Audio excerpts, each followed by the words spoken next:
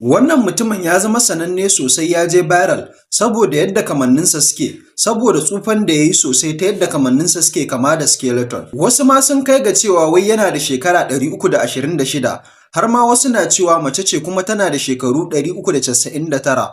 Wasu suna tunanin ko ita ko shi ne mafi tsufa a duniya da ke raye a lokacin kafin ya mutu. Wasu masana ma sun fara tambaya ko wannan mutumin yana cikin abin da ake kira Sokushinbutsu, wata al'adar addinin Buddha a Japan, inda suke adana gawar mutum mai daraja bayan mutuwarsa ta yadda ba zai lalace da wuri ba kamar dai yadda aka yi wa Fir'auna a Misira, amma shi wannan yana raye. Don haka a ƙarshe bari mu gano gaskiyar wannan mutumin mai cike da abin mamaki.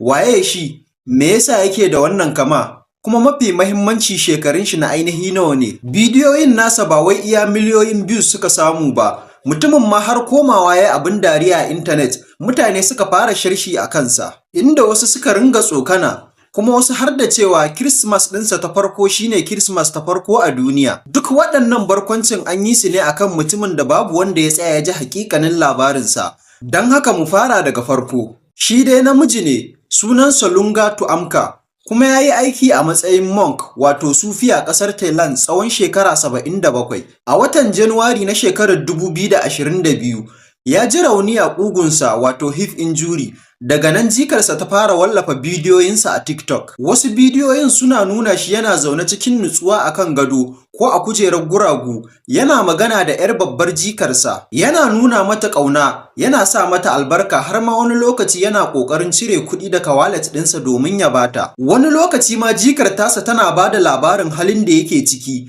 yadda jininsa yake, yadda ya makance kuma baya ji sosai. Saboda haka ne lokacin da bidiyoyin suka yaɗu, kuma mutane suka fara masa dariya, jikar tasa ta ji matuƙar ciwo a zuciyarta. Ta ce, mutane sun ɗauki bidiyon daga shafina ba tare da izinina ba. Wannan mutumin ana girmama shi ƙwarai a Thailand. Ba wai kawai mutane suna yi masa dariya ba ne, sun kuma yaɗa labaran ƙarya masu yawa a kansa.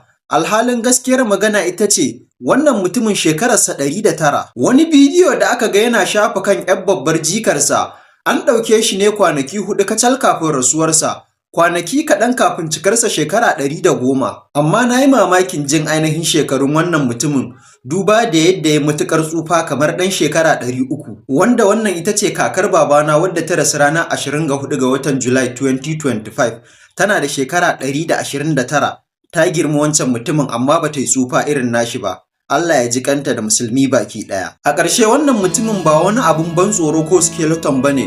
Mutum ne da yake da iyali da masoya, wanda a gunsu ya cancanci girmamawa, kuma ya cancanci a tuna da shi ta hanyar abubuwan kirki da ya yi, ba ta hanyar izgili ba. Shin me za ku ce dangane da wannan labarin? Kada ku manta ku danna like sannan ku yi follow.